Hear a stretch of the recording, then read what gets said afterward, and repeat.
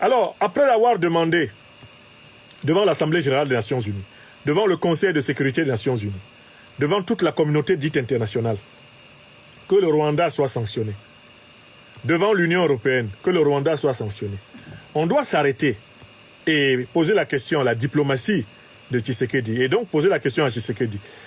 En 1 ou 2 semaines d'activisme diplomatique, qu'est-ce que vous avez obtenu?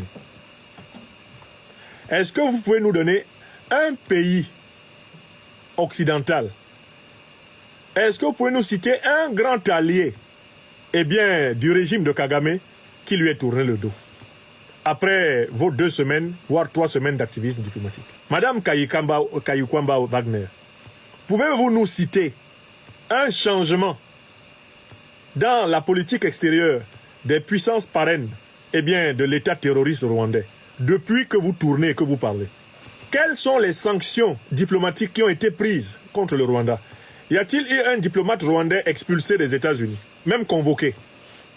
Est-ce que les diplomates rwandais dans les capitales européennes ont même été convoqués à propos des crimes qu'ils commettent en République démocratique du Congo? J'espère que vous savez que rien que dans la ville de Goma, en quelques jours de cette offensive des terroristes rwandais menée par Kagame, on a compté au bas mot plus de 1000 morts. Est-ce que vous êtes au courant que quelqu'un a convoqué un ambassadeur rwandais dans toute l'Union européenne? Est-ce que vous êtes au courant qu'on a convoqué un ambassadeur rwandais dans toute l'Amérique du Nord? Est-ce que vous avez appris qu'on a convoqué un ambassadeur rwandais, eh bien, au Moyen-Orient? Tous les parrains du Rwanda sont restés fermes sur leur position. Les Congolais peuvent crever par milliers à Goma et ailleurs dans le Kivu Nord et le Kivu Sud. On n'en aura guère cure, comme on n'en a pas eu cure. Et on en a eu cure de plus de 50 000 Palestiniens, eh bien, exterminés par l'armée israélienne. Donc, en fait, Madame Kayukwamba Wagner, vraiment, ayant essayé toutes les voies classiques de la diplomatie, a décidé par contre d'aller... Le régime Tshisekedi est allé maintenant sur autre chose. Oh, il ne faut plus que Arsenal coopère avec le Rwanda.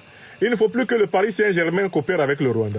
Il ne faut plus que ceci coopère avec le Rwanda. Mais écoutez, là par contre, Madame Kayukwamba Wagner, c'est ridicule. C'est sur les équipes de football que vous vous rabattez. Et les banques européennes qui coopèrent avec le Rwanda, elles ne sont pas basées en République démocratique du Congo. Les grandes multinationales européennes qui sont au Rwanda, là, qui font de l'argent au Rwanda, elles ne sont pas représentées en République démocratique du Congo. Pourquoi vous tombez sur des clubs de foot? Mais Madame la ministre, c'est pas là qu'on vous attend. On vous attend, vous et votre patron, au niveau des décisions géopolitiques. Madame Kayukwamba Wagner, malgré tous vos efforts, et je pense que vous avez vraiment un certain talent, c'est une femme qui a beaucoup d'énergie. Je voudrais saluer son énergie. Mais c'est une énergie gaspillée. Pourquoi? Parce que votre leader, votre gouvernement, eh bien, vous êtes incapable d'opérer la véritable révolution géopolitique et géostratégique. Vous tournez autour du pot. Ça ne donnera rien. Tant que vous n'avez pas compris que les parrains de Kagame ne peuvent pas être les vôtres, Madame Kayukwamba Wagner, vous ferez simplement des numéros de spectacle diplomatique. Mais en réalité, tout le monde sait que votre diplomatie reste marionnette de vos agresseurs. Donc, moi, je trouve choquant qu'un pays comme la République démocratique du Congo en soit à faire du chantage à des clubs de football. Oh, PSG, n'opérez plus avec le Rwanda. Mais écoutez, le PSG est possédé par le Qatar. Parlez au Qatar, là.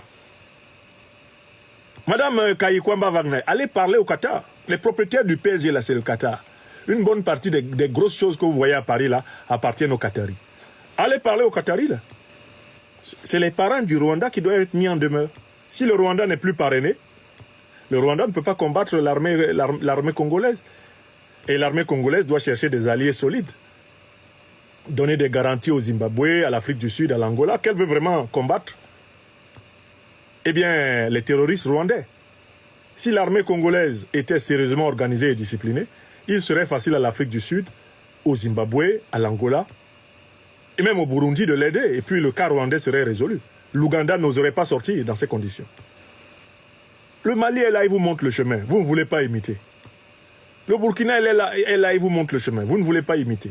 Le Niger vous montre le chemin, vous ne voulez pas imiter. Vous tournez en rond. hein, vous faites des phrases dans les hémicycles. Après, vous rentrez complètement couvert de sueur à l'hôtel en disant « j'ai beaucoup travaillé aujourd'hui ». Vous avez déplacé combien de lignes avec ça? Pourtant, si vous prenez les bonnes décisions, celles que le Mali, le Burkina, le Niger ont prises, si vous commencez même à prendre les décisions du Tchad, la rupture des accords militaires avec les puissances néocoloniales et l'ordre donné à toutes ces puissances de quitter votre sol, vous allez voir changer la situation sur le terrain. Même votre armée va se dire maintenant, nos chefs ont décidé de lutter.